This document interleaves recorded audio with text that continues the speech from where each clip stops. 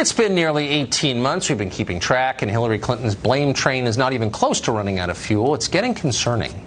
Well, speaking on Tuesday night at The Wing, which is a women-only club in New York, which, because it's women-only, is not sexist, Clinton began blaming everybody, to the NRA, to misogyny itself, for her defeat in the 2016 election. Here's part of it. Before the Comey letter, I was ahead. I got more votes than anybody in history except one term of President Obama. Every day that goes by, more evidence, more proof about, fake news and the Russians and Cambridge Analytica and, misogyny and sexism. I've taken on the NRA for years, and they spent more money against me than they've ever spent against anybody. And now we know the Russians paid for some of it, paid for actors or Russian agents, personnel, to dress up in those very attractive jail outfits and go around in a mock jail while people could yell, "Lock her up." We know who's on MSNBC's website at midnight every night. It's not a political speech. That was more like group therapy. And honestly, the easy thing would be to make fun of Hillary Clinton. Ooh, she's so wrong. But it's past that. This is sad. Will anyone help her? She's crying out for it. Where are her friends, her husband, the DNC? It's like watching someone you know fall apart. It's poignant and tragic, and someone ought to help. Tammy Bruce is a radio host, and she joins us tonight. Tammy, I'm only half joking. Whatever else this is not empowering for women. As the father of 3 daughters, I can say that conclusively. Right. And look, I mean, there is a point where you never think you'd say this, but you do begin to feel sorry for her. Yeah. And as a political person, look, a part of what her complaint was at that event was that Fox News is trying to, quote, impeach her. In other words, that there's coverage of her on this network. There's actually, interestingly, of course, the complaints have come from other Democrats across the networks, well, exactly. People who actually worked for her campaign.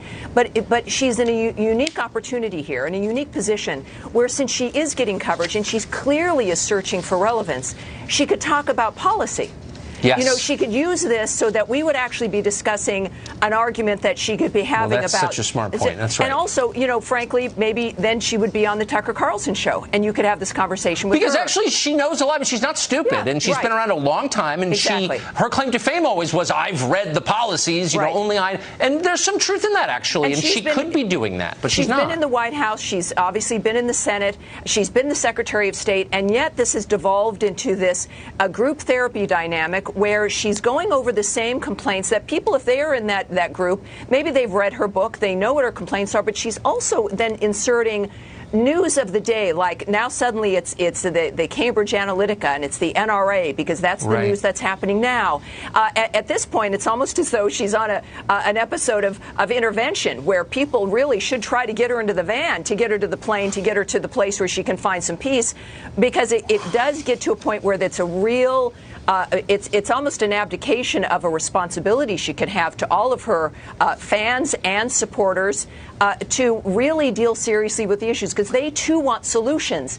And she still, with this great attention internationally, is not using the platform she has to present those solutions. And it's sad, and I think that there could be, even though I would disagree with her solutions, we at least then could move forward on these issues and try to make a difference as feminists that's exactly and as right. women. We could add to the sum total of the conversation, which I think is important, even if you disagree. We try to do it every night. By the way, that's her speaking live.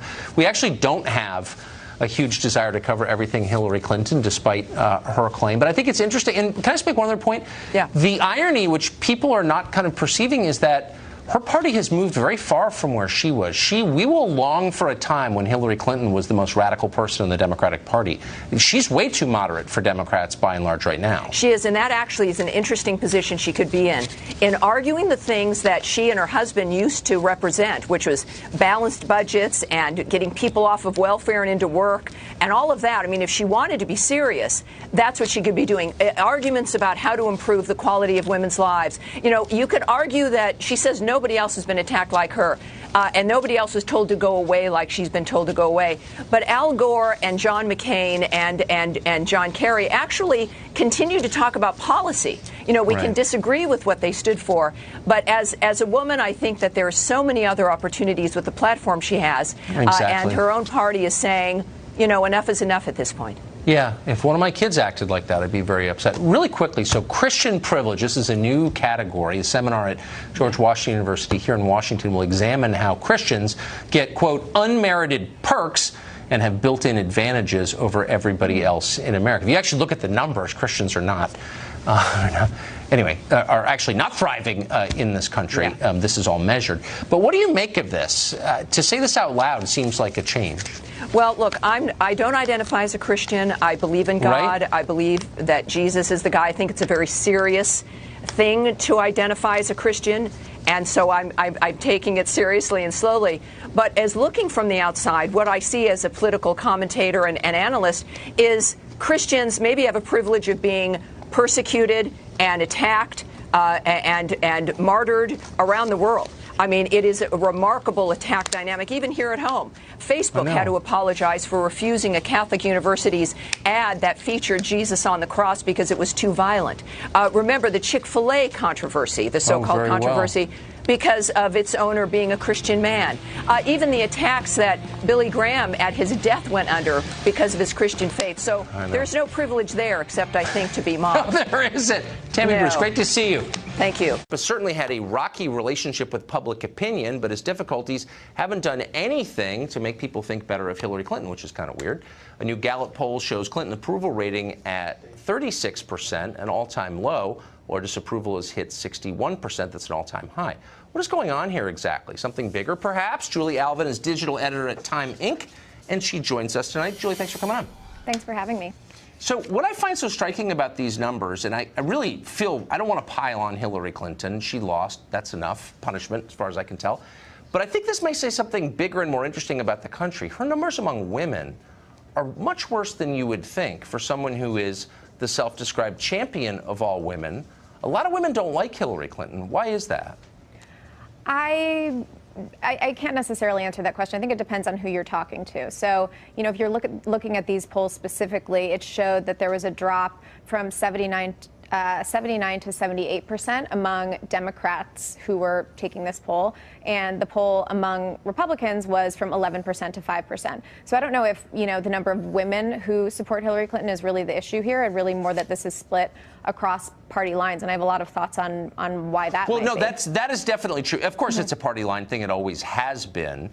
But her numbers among women are soft. She's been asked about it repeatedly. She lost women under 30 to Bernie Sanders, you remember, in the primaries. She lost married women in the general. And she was asked over at MSNBC the other day, why is that? And she said, and I'm quoting, I think women, are publicly disrespecting themselves. I don't know what their own, I don't think they know what their own arguments are. Well, in other words, they're too silly to know that I'm a great person. Isn't that kind of patronizing? I mean, I've heard this argument from Fox News hosts many times that when Hillary Clinton says that, you know, women didn't vote in their best interest by voting for Donald Trump, and I certainly agree with her on that point. I think that saying that her approval ratings among women are low doesn't necessarily mean that the approval ratings of Donald Trump are then high for those same women. So, you know, there are certainly things that Hillary Clinton has skeletons in her closet. She has been criticized most specifically by Donald Trump and the GOP and this network in particular over and over again. Hold on, Julie. We're not talking about, I mean, Fox is one among many, many networks. And I know that it's this thing where, you know, it's Fox's fault. Okay, but I don't think majority of married women voted against her, and unfortunately, they're not all our viewers. Well, so here's my question: if you said, you know, women are doing this, and I said, you know, the thing about women is they just don't know what's in their own interest. They just don't understand what they say. You would look at me and say, wow, that's patronizing, maybe even sexist. Why is it okay when Hillary says that about women? Well, I think that she was right in saying that women who voted for Donald Trump are voting against their own interests, given the fact that Donald Trump has a history of bragging about, you know, alleged sexual harassment against women, given that a lot of the programs that he's put in place, from the minimum wage to, or from, you know, advocating for not as high of a minimum wage to the health care bill, are things that would disproportionately affect women. So that's my view. That's also proven out by fact. Well, no, it's not. I mean, these are obviously subjective statements that you're making. They're not factual statements. But let me just ask you, don't adult women have the right to decide what they think is best for them without being patronized by liberals? They absolutely have the right to make the decisions that they believe are best for them. But I think that you could also say in this election that a lot of people in a lot of rural, low-income people actually voted against their interests in voting for Donald Trump because, you know, the health care bills that he would propose and the tax bill that's going through are things that are going to disadvantage them. So, you know, you can say this is sexist, you can say this is elitist, but it really, if you actually look at the policies that are in place, a lot of these do disadvantage women, they disadvantage low-income people, and they disadvantage people who voted for Donald Trump. I don't think that that's patronizing. I think that it's true. Well, it might be worth meditating on why they did that. Maybe if you think the other people hate you because they don't like your skin color, or your gender, or where you live, you know, maybe that kind of wrecks the deal for you. You're not going to vote for someone you think hates you. I think that's true for both sides. But let me ask you this. Hillary's book tour kind of went on forever. I think these numbers, my guess is these numbers are going down because she's been doing all these media appearances trying to sell this book. She's incredibly rich already. Why do you think she had to go on the world's longest book tour and try to sell this book beyond the point that people really wanted to buy it? What was that about?